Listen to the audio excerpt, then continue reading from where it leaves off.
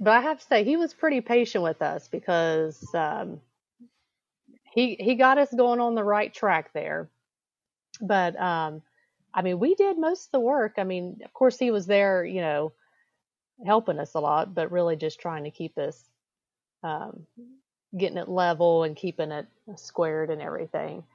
So, so we got the activity path finished, and then in October we basically presented it um, to the residents there in Portsmouth. So we had businesses come out for that. I think we had close to 30 businesses. So they lined the activity path. Um, but before that, we had people spoke. President Wendy Wall spoke. The mayor spoke. The archaeologist spoke. And so basically, the kids got to go trick or treating along the activity path, and the businesses were set up there and passing out candy and just different stuff. And what else did we have And there, Nathan? We had do what? We had the. Did you mention the what do you call it? The safety town for kids. Oh yeah, the safety town. Yeah, we had it set up on the basketball courts, so kids could come bring their bikes, and we actually had helmets. We always have helmets at our events. So if kids show up without a helmet, we're able to provide them with one. And Portsmouth City Schools art department actually built and painted some of our structures, well, actually all of our structures, for the safety town. And it's actually pretty sweet, isn't it, Nathan? I mean, we've got the police station, we've got churches, we've got the hospital. I mean, they're pretty big. I mean, they're made out of plywood, and we had stop signs, and I mean, we had all kinds of stuff. It was pretty nice. So we hope to continue doing the safety town. It's just everything like that's kind of up in the air. So so yeah, anytime I'm by Mound Park, I mean, there's people constantly using the activity path. We actually did some landscaping there by the plaza. So me and a couple other board members stopped down there one day and just kind of pulled some weeds and kind of made it look a little bit better from well, there's actually some other construction going on. The city is in there. They're installing lights right now, and then they're also going to be adding security cameras. So there's still more coming. Well, that's good.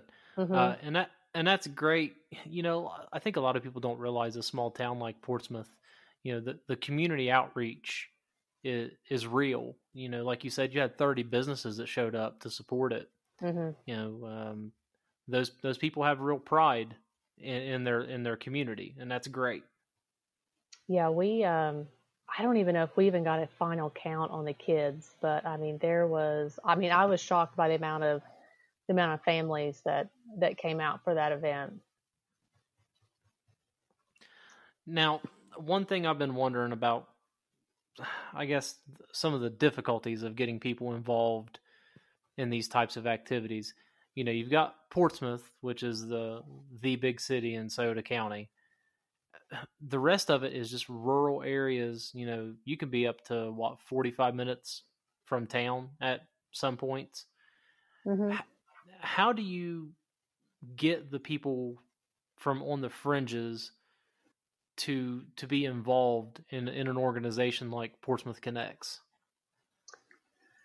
Well, a lot of it, well, our social media for sure, but then we try to, like I said, we have the hikes, we have the bike rides, we have the kayaking.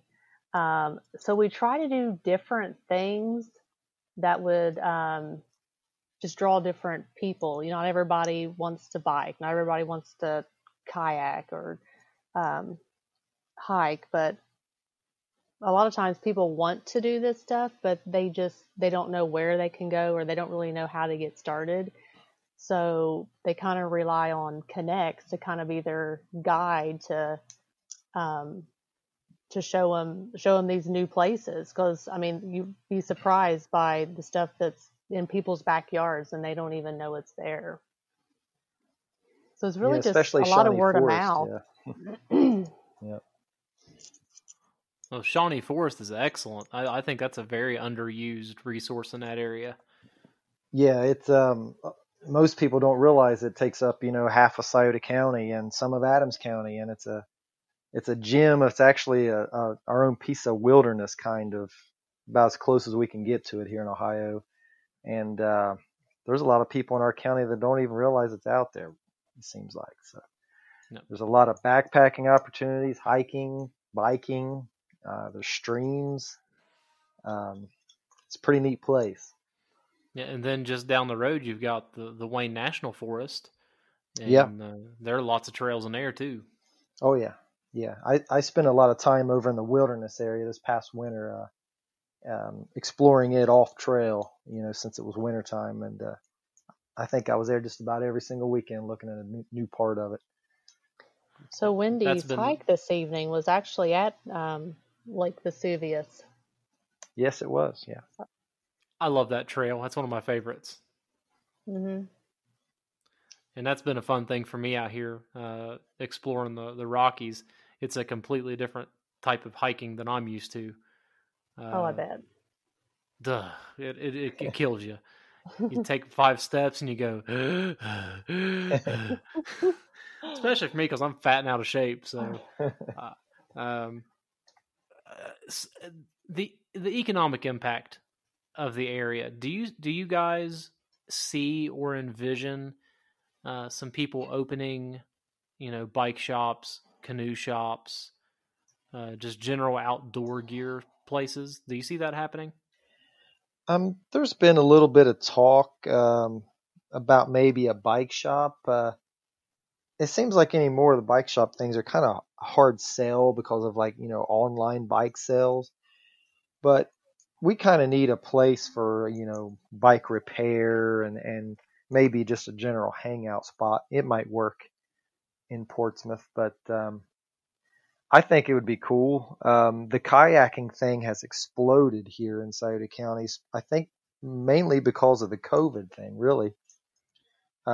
People are, it's one of the few things they could do, and you can't drive through the town without seeing trucks full of kayaks right now.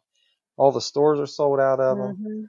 And Shawnee State Park all spring has been absolutely overflowing with people. Even though the facilities are closed, like, the lodge was closed and the cabins, there were so many people out there, whether they're fishing or hiking or kayaking or even, even on the new mountain bike trails we got built. It was kind of refreshing to see that many people out there taking advantage of the state park, even though, limited facilities. But can we talk about the mountain bike trails? Because that's something I really didn't know about. Yeah, I volunteer with a little group. We just got started kind of at the end of 2018. A local guy, he just wanted to build some trails out in Shawnee, and he wanted to connect with other mountain bikers. So he got a hold of Wendy, which is like a Connex superstar. And she can just get people together. I don't know how. And she called me up and some people, and we met this other guy, and he had a good plan, and we started, we come up with the name Samba, which stands for Southern Ohio Mountain Bike Association. And that spring, some connections were made with the park, and they said, come on out, and they showed us around what we could do, and we had a really, really motivated group of trail builders, and we just went running, and I think we've got a little over 4 miles of mountain bike trails built, and then we have another, I don't know, 3, maybe 4 miles of multi-use trails, hiking and biking available to us.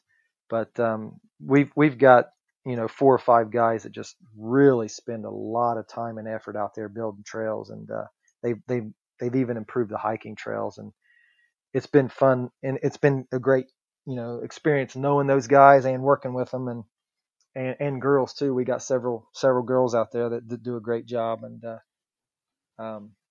I'm excited what the new year's going to bring. We kind of got slowed down for COVID, but this new year's going to bring even more trails out there. So, and we're on Trail Forks on the internet now. You can see the maps to them if you look on Trail Forks under Shawnee State Park. But hey, is Trail Forks something specific for mountain biking? I'm not for sure. I think I've never heard of it. I don't know. I'm not for sure. I just get on there to look at the mountain bike trails mainly. But did they do the TO SRV ride this year? Did that happen, or did they cancel that due to COVID? There was some. It was supposedly postponed. I've heard talk about doing it in October this year. I guess time will tell. But yeah, it was postponed from May when they usually do it. Yeah, for people that don't know, is that some sort of charity ride, or what exactly is that? It's the tour of the Scioto River Valley. I think it's been going on close to 60 years now, maybe.